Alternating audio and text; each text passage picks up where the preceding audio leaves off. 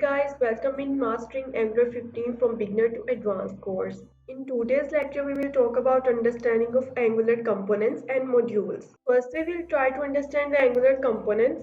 A component is a TypeScript class with an associated HTML template and CSS styles. Components are responsible for controlling a part of the application's UI called a view. Now let's explore this component in our Angular application.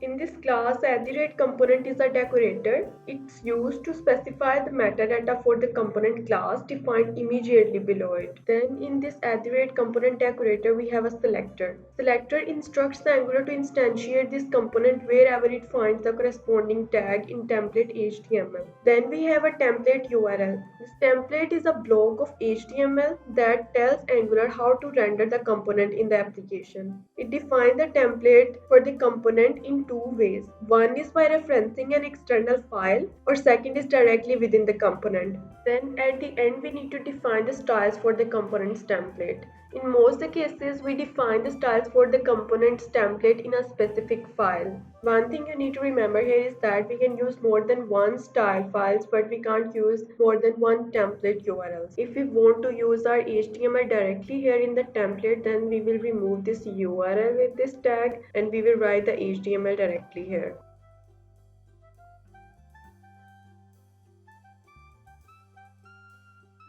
Exactly like this, we can pass our styles in this styles tag directly.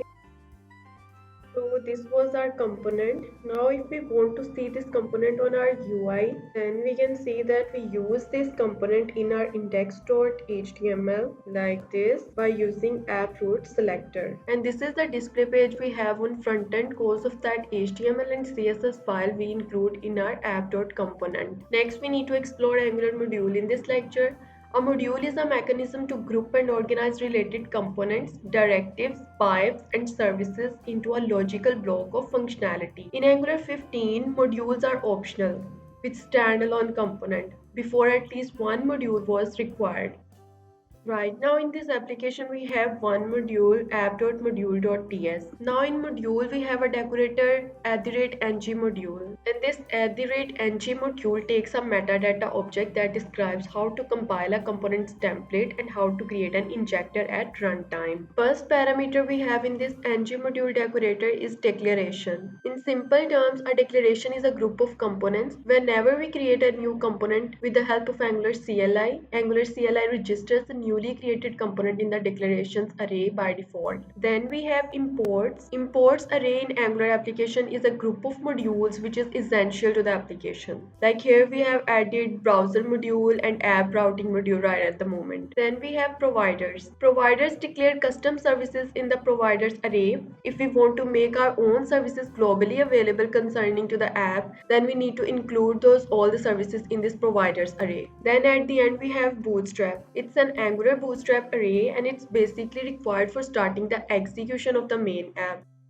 So this was the entire structure of ng module class. Hope you understand these both the classes component and modules. We will definitely explore these both the component and modules in detail in further lectures. So guys, stay connected, and if this lecture is helpful for you, then guys please like, subscribe and share my channel. Thanks for watching.